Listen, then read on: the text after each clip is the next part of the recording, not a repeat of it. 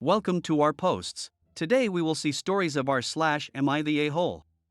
Am I the a-hole for not removing the Disney items from my house? I am 35 years old woman, my husband is 38 years old and we are what you would call Disney adults. We used to work for the parks in college and met there. For us, it has sentimental value as well as being something we both loved from childhood.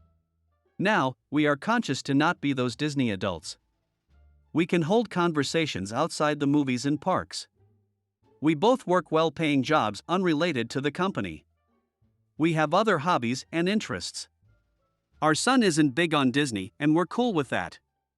It is just something that we enjoy, as well as our daughters. We nurture all of children's hobbies and interests. We also don't blow all our money on this stuff. I know I may sound overly defensive, but we get a lot of comments from people who don't know us well. Anyway, we live in a renovated farmhouse on a bit of land that includes a barn that we finished off, with hopes to make it a guest house one day. In the meanwhile, we've had a relative get married here and it was gorgeous. Now my sister, 28 female, wants to get married on our property and we were all for it. Everything's been planned for months and the wedding is in June. It's set to be outside completely, but if it rains, we can move the party into the barn. The only reason a guest would have to go in our house is to use the bathroom. We have two on the first floor. The only Disney items are Winnie the Pooh hand towels. I told my sister I'd replace them with regular ones. Wedding space has no Disney items. However, she wants me to take down everything Disney on the first floor of my home, as guests will see. We have a lot of Disney items, pictures, paintings, blankets, Funko Pops, decorations, figurines, dishware, etc., all made for adults and a lot of it subtle or vintage, but you can still tell it's Disney. 1. This would be a massive undertaking. It's not as simple as shoving stuff in a closet. We'd have to pack it up and find a place to store. The sheer amount would require at least 2 hours of packing. Not to mention storage and unpacking after point 2, it's ridiculous to me. Who cares if people see? She says it looks tacky and she doesn't want people to remember her wedding for that. I told her no. We're decorating the outside and barn as she wants. We're letting her use our property for free, which she keeps bragging about to friends as it's saving them a ton. When my husband and I stood firm, she whined to our parents who told us to grow up and take it down. Next story. Am I the a-hole for telling my sister that a comment she made is exactly why her marriage crashed and burned? My sister has been staying with my husband and I, men in our late 20s, for the last week and some change. She and her husband have initiated the divorce process and she said she doesn't want to stay alone right now, which I completely understand. It would be very hard to go from living with a partner to a completely silent house. I opened our home to her before I found out why her marriage didn't work out. Now that the two of us have had multiple conversations about it, I'm a little uncomfortable. There was no infidelity. There was no big scandal. What she told me is that her husband wasn't having sex with her enough. The things she has been saying have floored me. She says without sex, the two of them were basically just like roommates. She said she had been pushing for him to get a hormone imbalance test done because while they were still having sex, it wasn't enough. She said he had begun resisting even normal touches from her because from his perspective, all she thought about was sex, which apparently isn't true. I'm not sure I believe that. I can elaborate in the comments, but overall it just left me feeling sad for her ex and the disrespect of saying sex is the only thing that separates a partner from a roommate.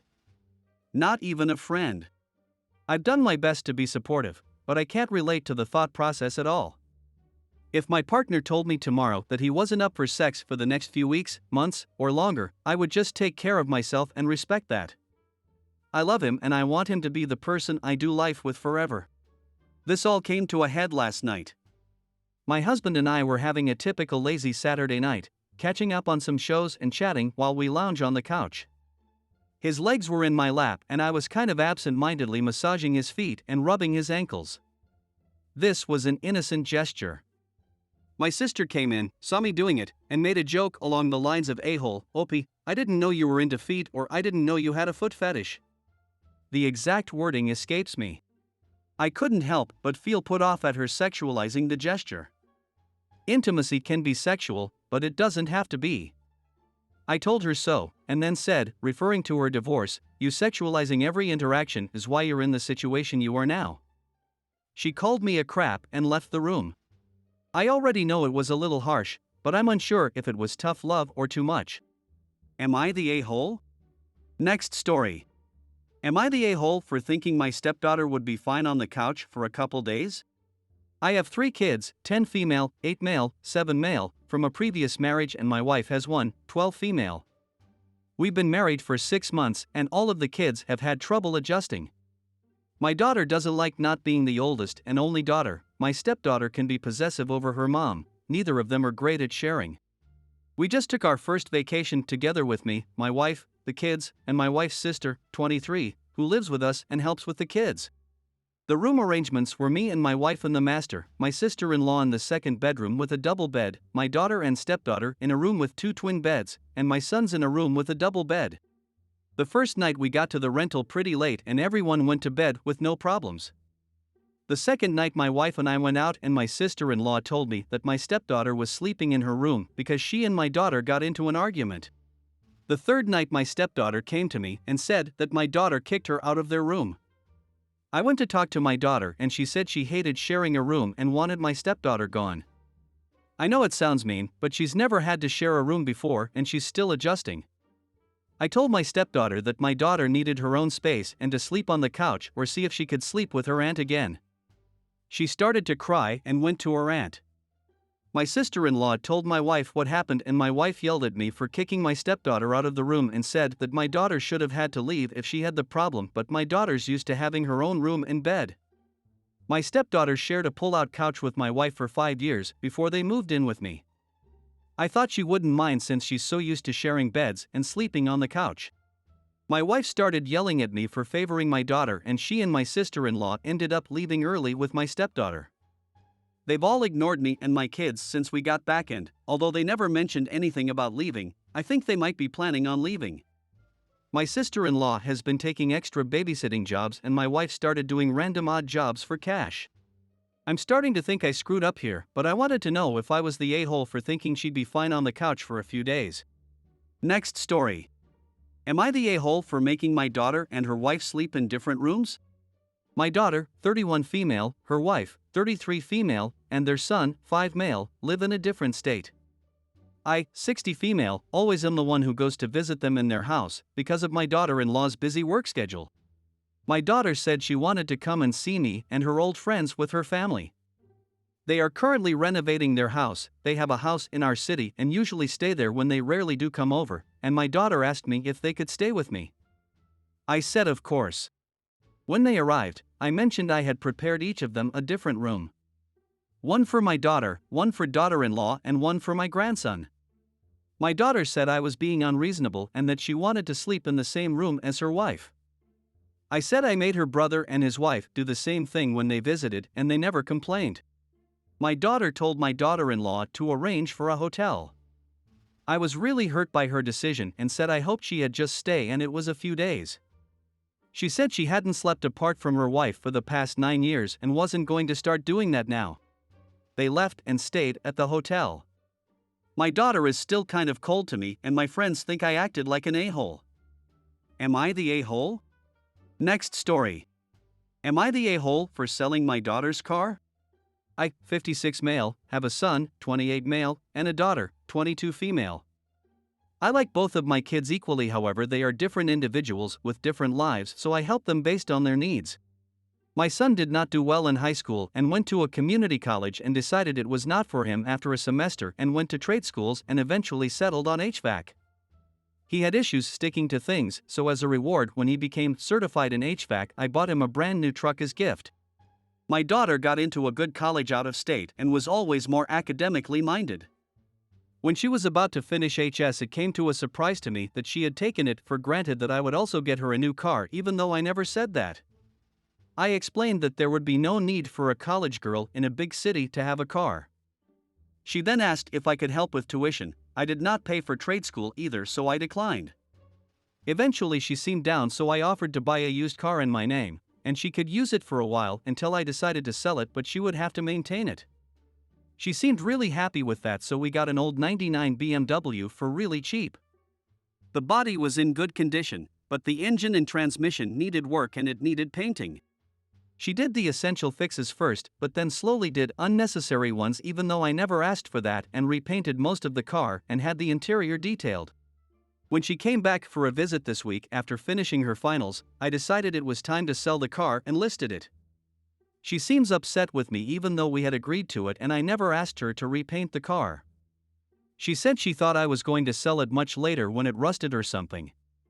She also says I can sell it more expensive because of her fixes, but the reality is I got the car just before the pandemic and used cars cost a lot more since, and that is why I can sell it for more.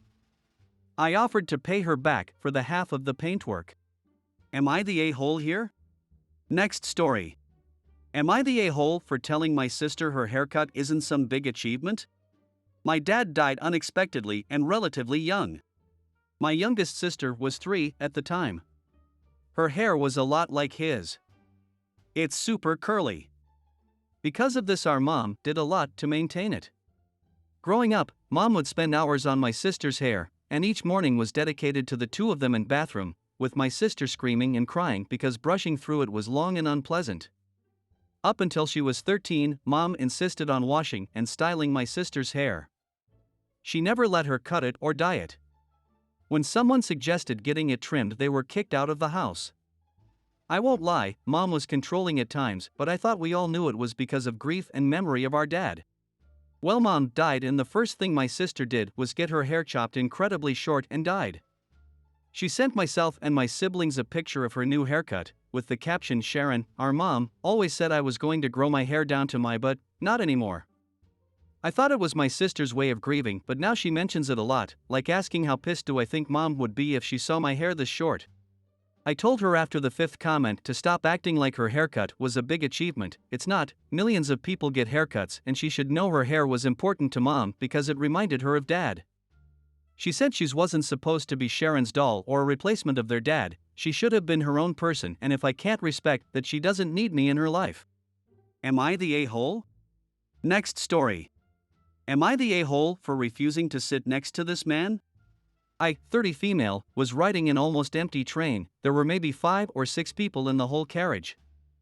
I sat in a 4-seater, 2 seats on one side, 2 across, and spread out my stuff, put my jacket on the seat across from me and put my feet on it so that the seat wouldn't get touched by my socks.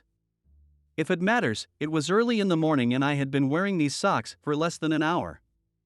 My shoes are also clean, as I alternate 2 pairs daily to let them dry out between uses.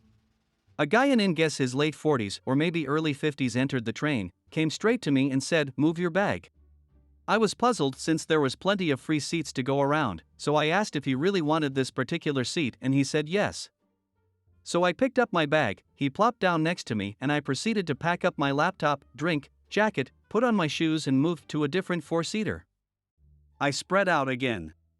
Before I could even get my shoes off, the dude was standing in front of me and said, "Move your bag." I asked why. He said that he wanted to sit there. I answered that he had been wanting that certain seat that I vacated for him, so I don't see why he would want to switch seats. He scoffed and explained that it was not about the specific seat but about entitled people who think their bags deserve a seat. I told him that I moved once for him and wouldn't move again. He made a movement as if he wanted to grab my bag and I raised my voice saying, "Don't you effing dare." He started lamenting about entitled people again. I told him I moved for you. There are hundreds of free seats on this train, sit somewhere else. He called me an a-hole and went back to his seat. Then he called someone on his phone, or acted like it, who knows, and proceeded to loudly complain about entitled craps. To be clear, when a train fee is up, I of course gather my stuff and vacate seats around me so that others can sit. But I don't see why I should let some rando boss me around and invade my personal space for no reason. I hope you guys like this video. If you did, make sure like, comment, share and subscribe the channel or posts.